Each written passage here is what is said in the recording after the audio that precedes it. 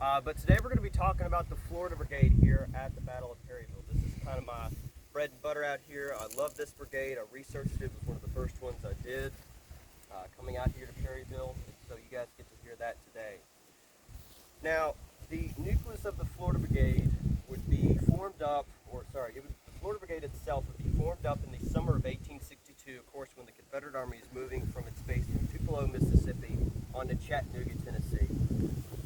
It would include roughly, by the time of the Battle of Perryville, roughly around 900 or so men. You're going to have the 3rd Florida Infantry, the 1st Florida Infantry, and the 41st Mississippi Infantry, as well as Palmer's States Rights Battery, also known as the 14th Georgia Light Artillery. Now, the 1st Florida was raised in the summer of 1861, and the regiment saw service along the coast of Florida in the Army of Pensacola. They're going to be in the Pensacola region. They would see some action at Fort Pickens in late 1861. The regiment would be split up in the spring of 1862 because their enlistments had run out by the time that they're trying to get to Corinth. Roughly about 6 companies out of that regiment would disband, and what was left of that regiment would be formed into 4 companies. They would go on to Corinth. They would fight in the Battle of Shiloh, where they would take heavy casualties in the Battle of Shiloh. After that, they're going to go, of course, to the siege of Corinth. From there, they're going to go on to Chattanooga, Tennessee. This is a very fast summary for these guys.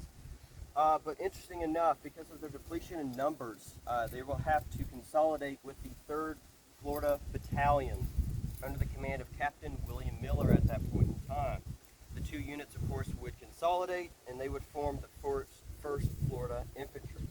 Now, this is Captain William Miller right here. Give you an idea of what he looked like. So then, after they are formed up, of course, they'll stay in the Chattanooga area until it's time to leave. Now, Miller is a very interesting character. He's actually a Yankee. He's born from Ithaca, New York.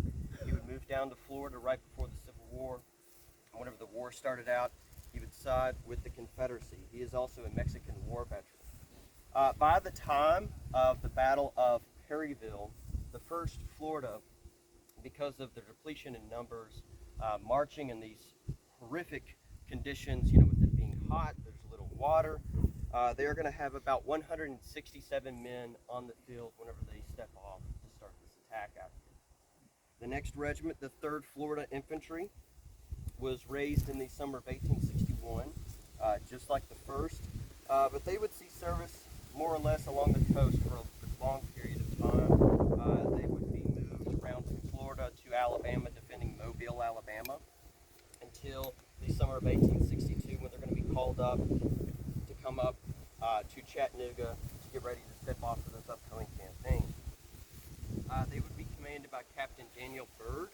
And by the time that they get here to the Battle of Perryville, they're going to have roughly about 275 or so men. Now, the 31st Mississippi was a relatively new regiment to the Confederate service. They would be raised in the spring of 1862. And if you know your Confederate history, you know that the Conscription Act was enacted around April or so of 1862. A lot of these men are some of those men who are trying to skip from being conscripted. So you're going to have a lot more older men with families, men with, liability of they have to survive because they have families back at home. They are going to be commanded by William F. Tucker, a North Carolinian, who is a veteran commander. He would actually serve in the Battle of First Bull Run in the 11th Mississippi of Company H. Now, I couldn't find any solid documentation, but from what I could find from his service out there, after that battle, he would take some of his men from that company and form the nucleus of the 41st Mississippi. So if you can imagine, they're going to have some Bull Run veterans out here. So there's a Bull Run Creek, making a lot of connections. You were on the tour yesterday, but it's okay. So they are actually the largest regiment because, again, they were just raised in the spring of 1862. They're going to have roughly well over about 430 men whenever they're stepping off. Now, Captain Palmer's States Rights Battery is a new battery, but it does have veterans within inside of it. Palmer's guys are men that were made up of Company C, the 1st Georgia Regulars under Ramsey. And I will make an interesting connection with those guys in Loomis's battery on top of here on Loomis's Heights. So kind of keep that in the back of your mind as we're going along this tour. It's a very interesting and very weird connection that Palmer's battery will have with Loomis's guys. Now, whenever they step off, they're going to have roughly about 125 minutes to go. Now, the brigade is going to be commanded by John C. Brown. He was born in January of 1827. He's a lawyer from Tennessee. And he would actually have some brigade experience commanding a brigade. He was at the Battle of Fort Donelson. He would command a brigade there. Now, this is a picture of John Calvin Brown. Now, this brigade, of course, as I said, would be formed up in the basically the summer of 1862 when the Army's getting towards Chattanooga. It would basically try to form together. Now, of course, I call it the Florida Brigade because it has 2 Florida regiments. And Brown's Florida Brigade just sounds really interesting. But the OG Florida Brigade wouldn't be formed up until about Stones River, give or take. But this is when they're starting to get that Florida Brigade mentality, when they're building their cohesive unit with each other. Now, in August, Brown's Brigade, Floridians, Mississippians, and Georgians, would be placed in Anderson's division of Hardee's Corps. And they would move out of Chattanooga towards the end of the summer, getting into early fall with the goal of invading Kentucky. Of course, we already know this because a lot of you guys are, is what Gary Edelman calls the Civil War losers. So you guys know this kind of stuff. Now, any questions or comments or observations before we continue on to our next tour stop? All right. So the next tour stop is going to be top of Jones's Ridge, which is over there. Now, of course, I'm sure I'll be hearing a lot of cussing as we go down these heights and going back up there, but you can't bear with it.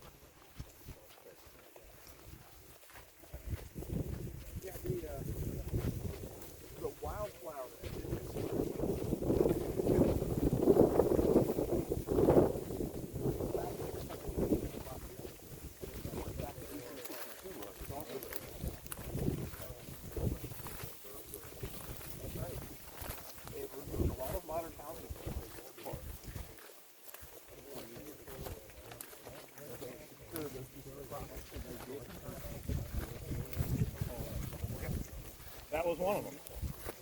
Right where those tree grove is. That was a modern house there. The moat down by the bottom house on this side of the road, there was a house there. We used to call it the asbestos house. Out by the battery, Harris's battery. It was out that way. There was a house there. A tour stop. This is on top of Jones's Ridge, and you can kind of just wander around, look around to see what Jones's Ridge is, see how high it is, see almost how level it is kind of with Loomis's Heights. Now, the Florida Brigade would get here to Perryville in the late afternoon, early night hours of October 7th. They would take positions up towards Perryville off in this direction. Now, the Florida Brigade would wake up early in the morning of October 8th and begin to fall into line because they could hear the firing on top of Peters Hill off in that direction. They didn't know what was about to happen, but they wanted to get up and get ready for it. Now, of course, as we know, if you were on the tour last night, you know that the Confederates lose Peters Hill and Sam Bottoms Hill, and they get pushed back into the town. And then that's when the Confederates start to move their guys off into this direction for an upcoming attack against the First Corps. Now, at around 12 o'clock or so, McCook's guys start getting over here into these positions over here, off in this direction. You would have Harris's brigade as well as elements of Lytle's brigade. On top of Loomis's Heights, you're going to have the 38th Indiana behind Simmonson's guns off over there, with the 10th Wisconsin to the right, and then the 10th Ohio off to the left. At around 1:30 p.m., an artillery duel will begin between Lumstein's artillery battery, Alabama guys. They're off on this direction towards Lumstein's Hill. If you can see that artillery position over there, that's where his artillery battery will set up. For about an hour, both sides will begin to fire against each other. Now, if you were on Lumstein's Hill, you would see that there's some kind of optical illusion where they keep, I believe, they keep on firing into Jones's Hill, Jones's Ridge, rather than Loomis's Heights over there.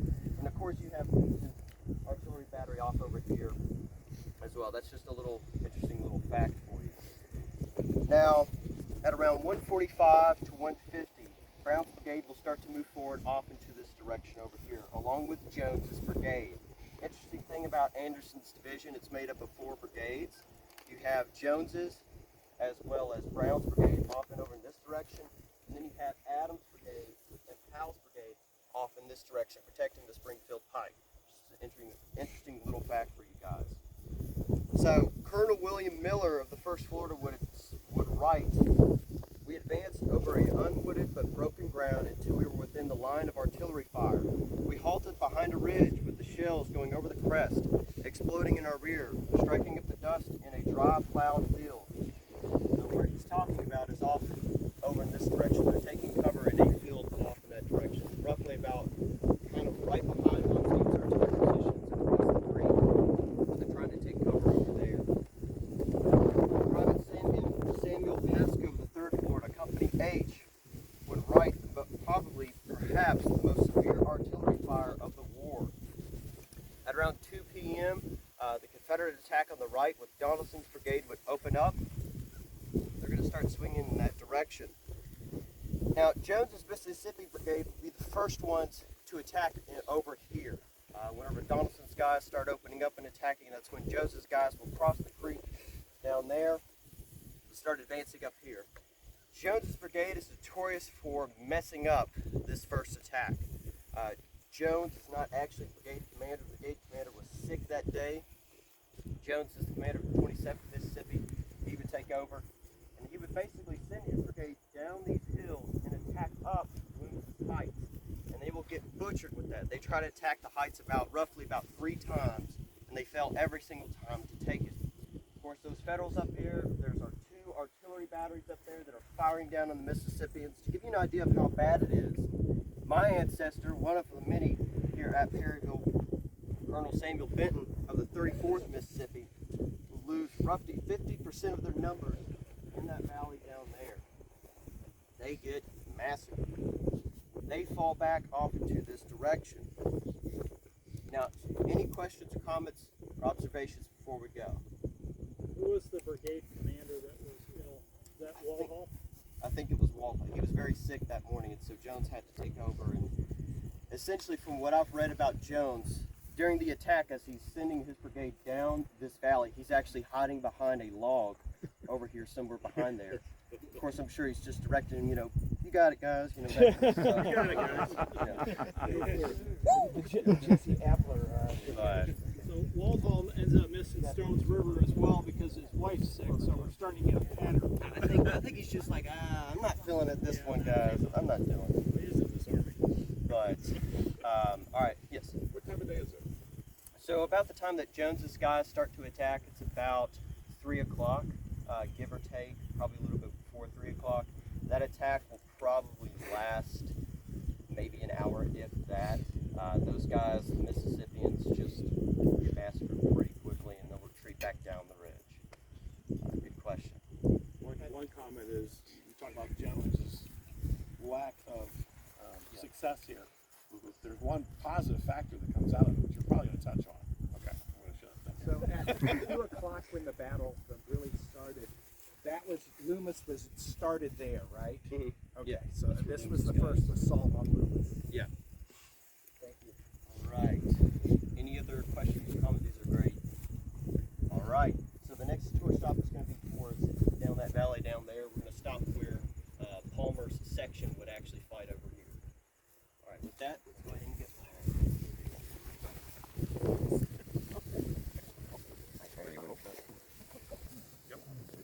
All right. So after Jones's attack fails, of course, as we've already just heard on top of Jones's Ridge, it's going to start falling back into this direction. At around 3:30 or so in the afternoon, Brown will start to get his men up and ready to try to fill the gap that is happening between Donaldson's guys and the Confederates over here at the bottom farmstead. Before the brigade starts to cross that creek, Captain Palmer will take his section of artillery off in this direction and or his battery, and he'll place a section off into this direction. Now, what they're going to start doing is they're going to start lobbing shells into Harrison's guys. You can kind of see that's Loomis's heights up above. But there's a situation for the Federals up there that I'll touch on in a little bit. But this is what Captain Palmer said. I was brought to a halt on the account of a precipice in front, but in a few moments General Brown ordered me to leave one section of my battery there and move around the hill with the other and take my position in line and open up on the enemy then. Now, interesting enough, the Federal artillery that was on top of that hill, you know, those two guns that were firing down on the Confederates and supporting the Federal initiatives over here and over there, do not respond. Colonel Scribner of the 38th Indiana, our own battery under Captain Simonson, was ordered away by the Chief of Artillery.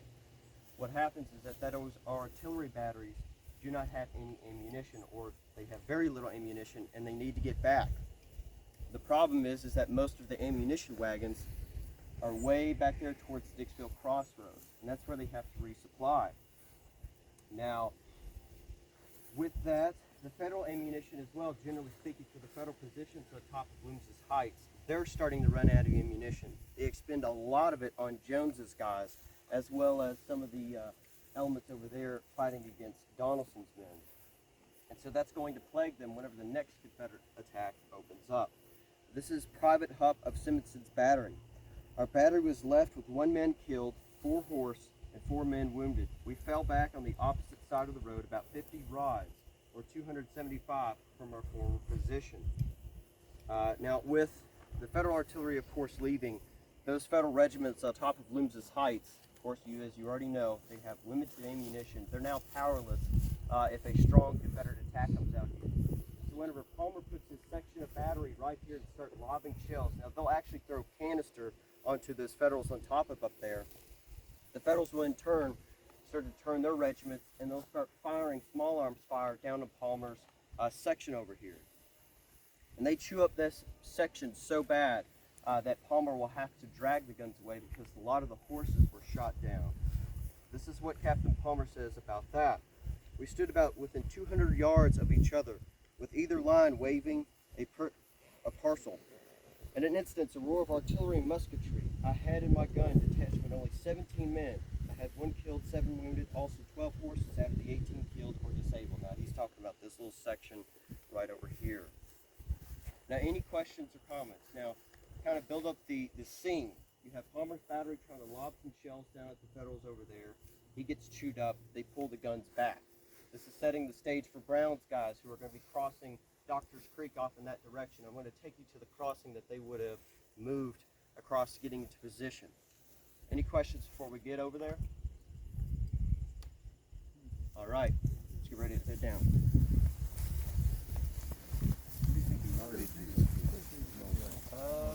As far as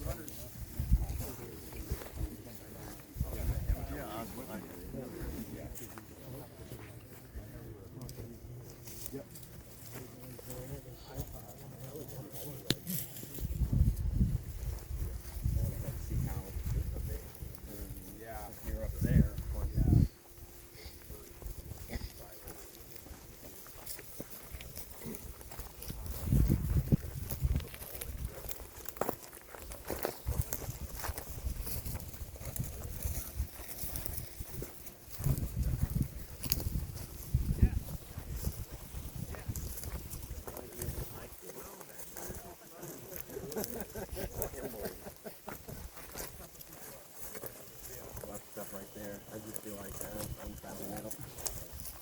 Yeah, they go right for it.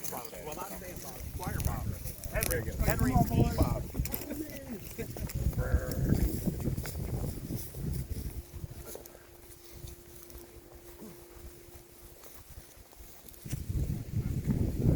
There's Doctor's Creek.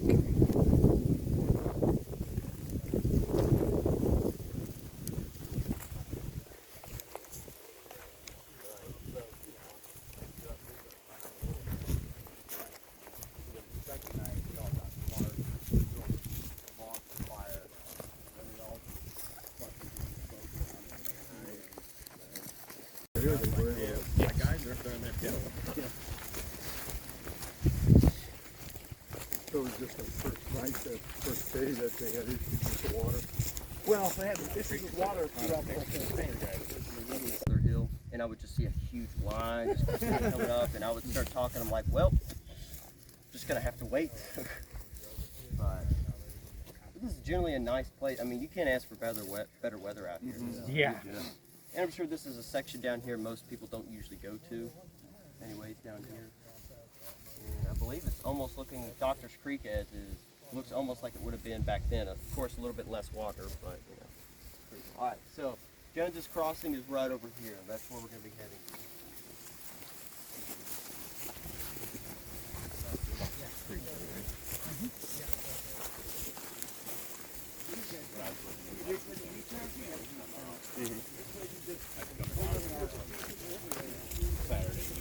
Right. Park up on the turn out there. We were sleeping and going down the hill. You guys are pulling in California? Yeah. Got we got one random girl from the guy that Sing. That's evocative of the drought right there. I was back here.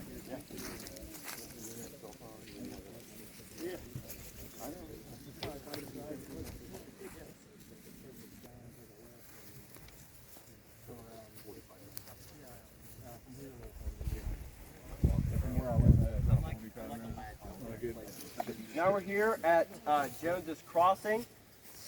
Brown will see off into his front Jones's men. If you kind of want to look right into this direction, they will see Jones's men start retreating back into this direction, heading up to here, trying to get out of that fire. And as you can see, this is a very low ground.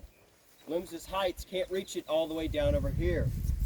Brown, possibly acting without orders, will order his men to get into line and start descending the ridge right over here in this direction. Now, there's a problem that happens whenever they're descending this little ridge getting down to the creek. The creek banks are really steep for some of these horses that the officers are on. So a lot of those officers will actually have to dismount, leave their mounts, start heading back up to there, but the officers will stay with the regiments, of course. Lieutenant Colonel Heron of the 41st Mississippi would recall, because of the precipice of the bank, I was compelled to dismount and go forward on foot with the command. Now, once they get into the section over here, there's going to be a new challenge for Brown's brigade. All throughout here, they're going to have huge briars and brambles, very, very thick, some of it even taller than the men. Colonel William Miller of the 1st Florida would recall, owing to the fact that some of the men were virtually barefooted and that there were black locust thickets, some of the 1st Regiment, of course the rest brigade, could not go into battle. They would have to actually stay out of the battle because they can't cross through that. Now, the brigade from left to right is going to be the 41st Mississippi over here. That is the largest regiment, of course. You're going to have the 1st Florida taking the center, and the 3rd Florida off in this direction, taking the right. Now, once they get into line, Brown is going to order them to start moving. Lieutenant John L. Ingalls of the 3rd Florida, he's going to recall, attention, ran along our line, up jumped the 1st Brigade. General Brown lined us up as if on drill. He drew his sword, and with the command, forward, guide right, march. We started from a march to a trot and yelling like the others.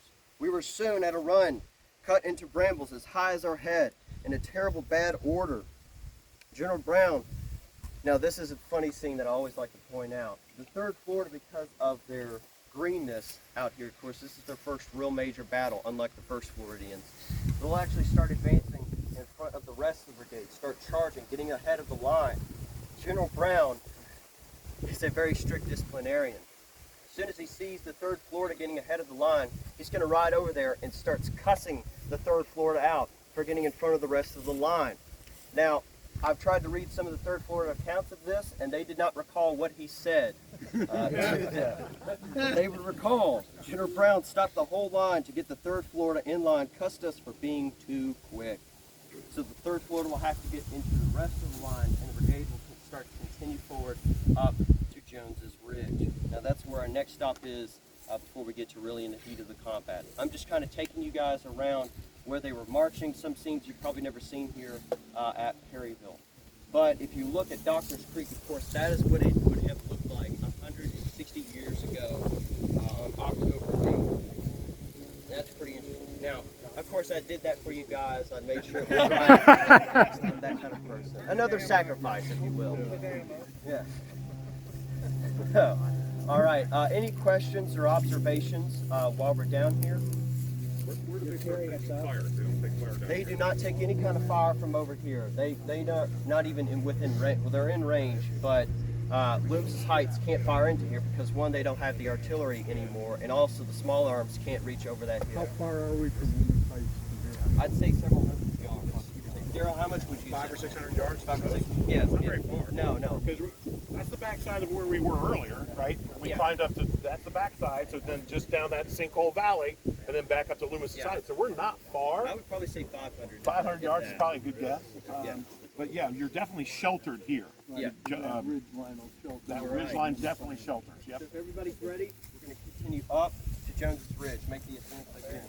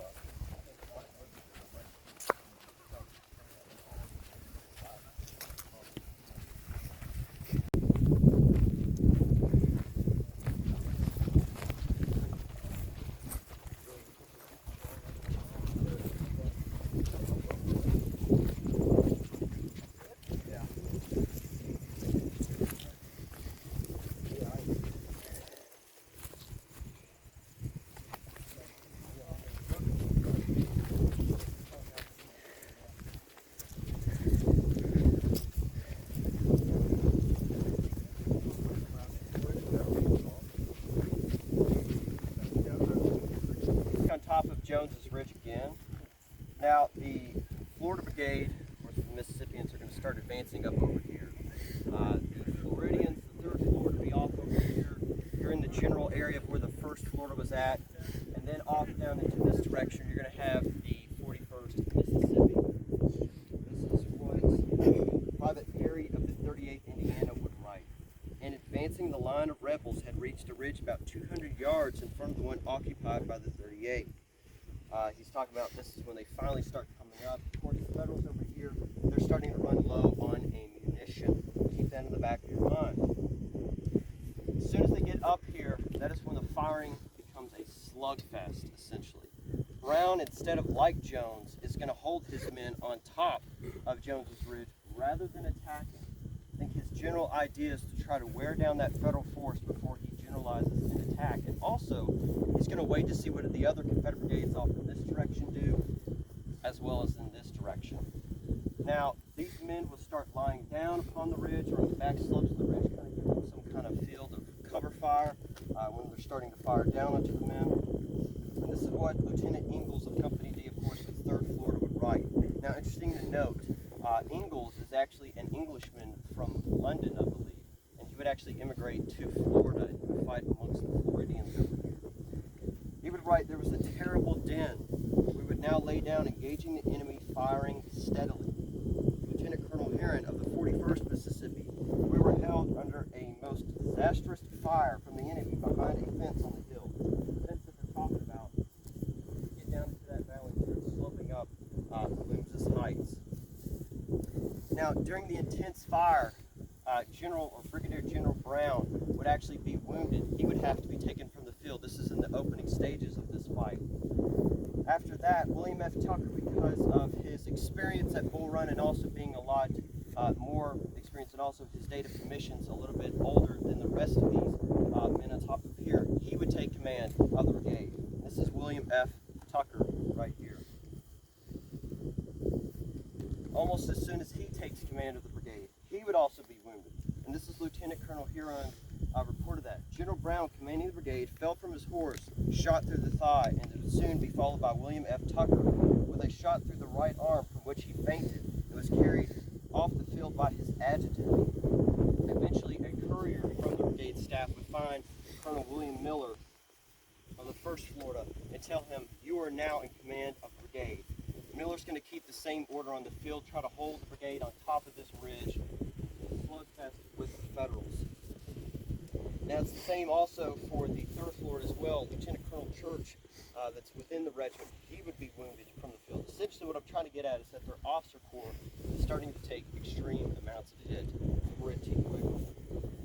After that, it becomes a slugfest, as I've said. It becomes a general fight over here. It's basically that good old-fashioned Western theater slugfest. Whoever gives up first loses. That's generally what happens out here. Lieutenant Ingalls would write during this fighting, "The groans of the dead and dying, cries for the water of the wounded was terrible." Sergeant L. McKinnon of the 1st Florida, after being wounded, wrote, "Is this the bloody battlefield we read on books?" And he's generally in this area right over here. William A. Bryant of the 3rd Florida, "Men shot down on every side of me, balls striking near me at once. I lay on the ground, taking aim. A ball stopped, filled my eyes with dirt, and blinded me for some time." Captain Robert J. Costlehorn, 10th Wisconsin, off in this direction, would write, "I was struck twice by a spent ball, and again by a piece of shell which struck on my sword down my leg, and the good sword gifted to fellow citizens saved my leg." Lieutenant Ingalls would also write, he would be hit off in this direction. Say, "Hit in the shoulder, collarbone. Broken shell passed so close I bled at the nose and mouth." In one instance, they're trying to, of course, keep the flag. Now, this is another story for the 1st Florida, right in this direction.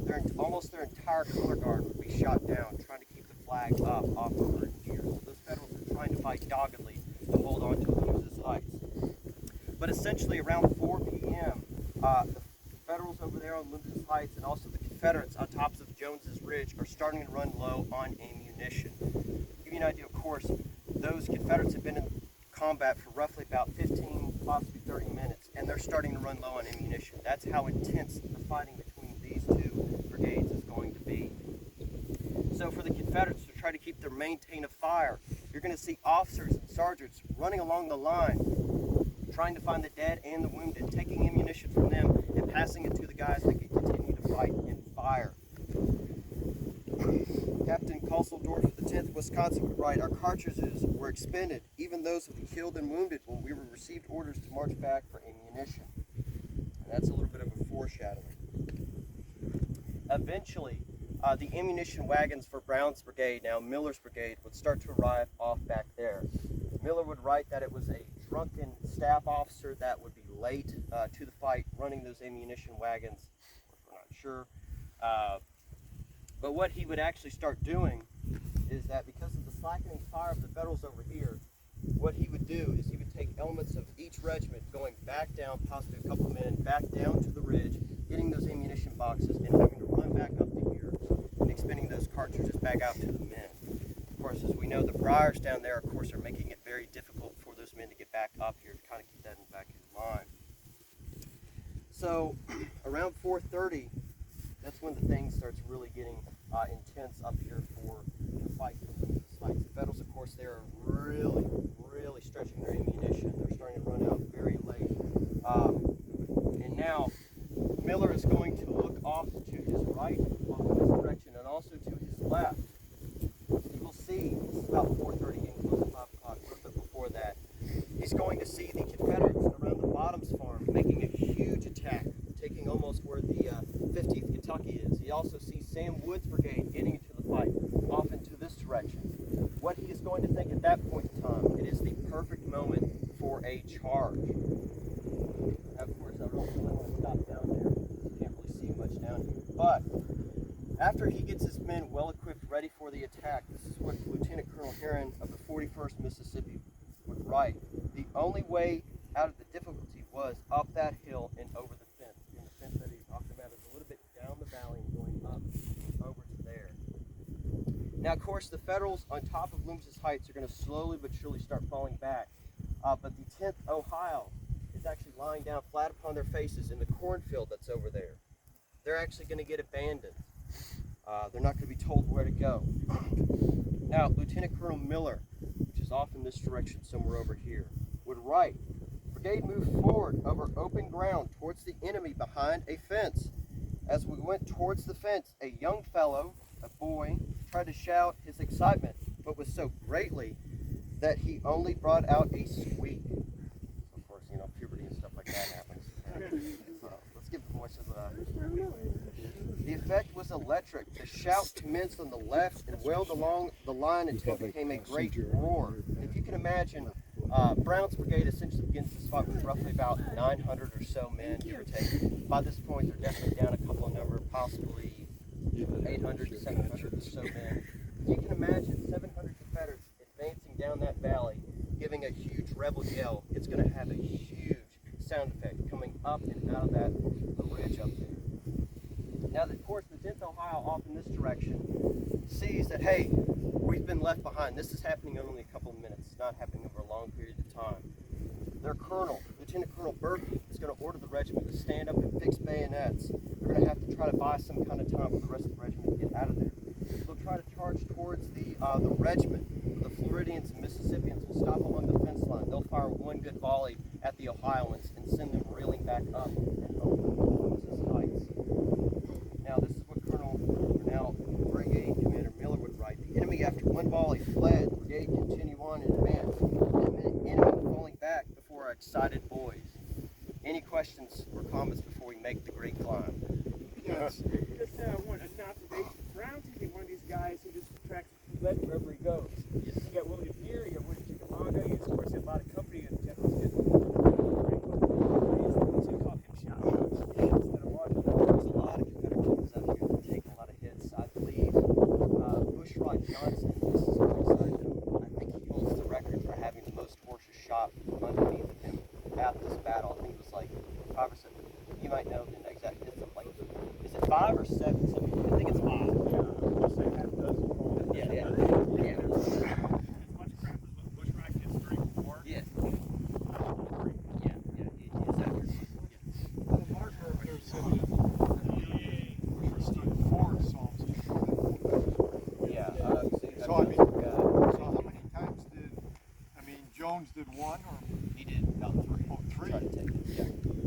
In the course, the Confederates did one good charge. Right, okay, And that's- what's relevant. Yeah, you have 10th Ohio, you have 38th Indiana, you have 10th Wisconsin. Okay. 38th and 10th Ohio over here. But any other questions? Okay, 2 things to point out. This is a great spot. Talk about Donaldson's and Jones's first assault. Just because of the terrain, the way the terrain is set up. Okay, even by Bragg's initial attack is an en-echelon attack, as Mr. Bragg always does. Depending on your interpretation, we'll just assume down what is known as Donaldson's battery is located. That's where Donaldson kicks off. Jones cannot see him. Jones is coming up this way.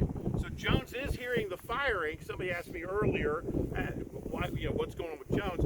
Jones is hearing Donaldson's brigade getting into action, and that's why Jones will kick off. Even though he's not necessarily supported, he's trying to follow the plan. So this is a great way to get that field. Donaldson's on that side of that line. Jones is on this side of this line. And then I'll set up one piece for the Lytle talk. You talked about the 10th Ohio. Before any of this starts, the 10th Ohio is on the other side of the creek. The full regiment is in skirmish formation on the other side of the creek, depending again on interpretation, either bumping into Jones and Brown and then Johnson and Claiborne, but they'll wind up falling back before all this happens. But you have an entire Yankee regiment on that side of Doctors Creek in skirmish formation, and extending that line is the 33rd Ohio running north of them in skirmish formation. So that's like noon. That's 11:30, noon, 1 o'clock, etc. before they will wind up falling back into their battle locations later in the day.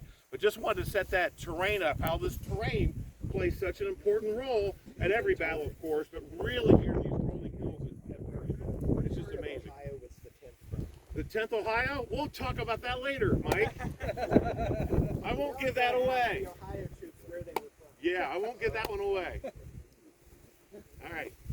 All right, up and onward. Up and onward. Now we're going up the steep side. All right. Now we're going to...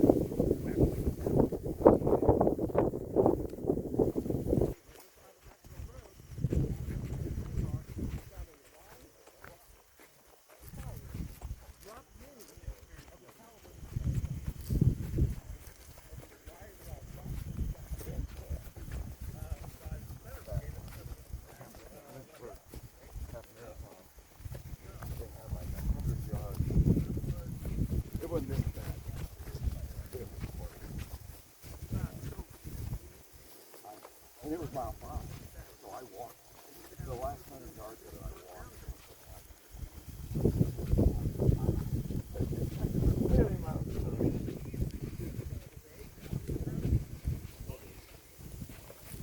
Fence will attack up here. Take Lutheran Heights.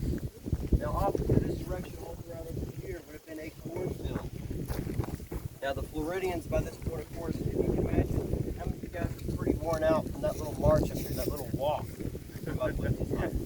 Imagine you're having to run in that for intense heat as well. Of course, it knocks them out, weather them out. So during the last attack, when the Floridians get up here, Daniel Byrd of the 3rd Florida, commander of that, will be shot and killed. He's going to be gravely missed within the 3rd Florida regiment. With Claiborne's brigade now pushing forward, this is about close to about 5 o'clock or so. It's kind of fortunate the rest of the Florida out here. Claiborne's brigade is going to continue marching forward out there. Sam Wood's brigade is continuing sledding home up over there. The Floridians will march a little bit further into this cornfield before they're eventually going to run out of steam and they're going to slowly but surely stop over there. Now, give you some idea how much of the losses that they will suffer out here. The total losses for the brigade were extremely heavy, as you can imagine. The 1st Florida, out of 167 or so engaged, 95 were left the next day over. The 3rd Florida, out of 275 that were engaged here, the next day, only 171 were left. The 41st Mississippi, out of 430 engaged, these are extreme losses, 338 were left during the next day. So they take some extreme casualties out here. And that just gives you an idea of the Florida Brigade out here. Now that's the end of the tour. But do you guys have any kind of questions? But I do have one moment now that I'm remembering. Now, the cool connection that I talked about, Palmer's battery coming out here and firing, and the connection that they had with Williams and Skillen. Palmer's battery is, of course, going to move off the position, off the direction, I believe, by the time of the attack, off close to where that house is, close around there, possibly a little further away from there. They will eventually move their guns up to the cornfield over here and start firing at positions of the Federals where the Russell House is. For a brief moment in time, they will actually fire or have a counter battery fire with Looms' guns off over there. Now the interesting thing about Palmer's guys and Looms' guys is this is not the first time that they've actually fought each other. One thing about the Civil War, there's always some weird connections with units. If you remember at the beginning of the tour, I said that Palmer's guys were originally part of the 1st Georgia Regulars, Company C. During the winter, or early fall rather, of 1861, that regiment was fighting in West Virginia, and they would see action at the Battle of Greenbrier, Virginia, around October 3rd of 1861. One of those Federal batteries that was at that battle was Looms' gun. They fired into the 1st Georgia's lines during that battle. So a little over a year later, on October 8th, 1862, these two units are fighting each other in a different state around the same time. It's an odd little connection that you see out here in the Civil War. These units are usually fighting each other again in some of the most odd places. So without that, that is the end of Brown's Floridian Brigade tour. Thank you guys so much. Thank you. Keep in mind, you got to burn a few extra calories today as well. Yeah. That's always a good thing. Well done, Taylor. Thank you very much. Anybody have any comments, questions, or input for Mr. Taylor? All right. Darren, how do you want to wrap Well, up? now that we've got some time, which really works out really well. So here is a plan. Now we've got to stick to the plan so we can be done with the next tour on time. There is a portalet down by the bottom house.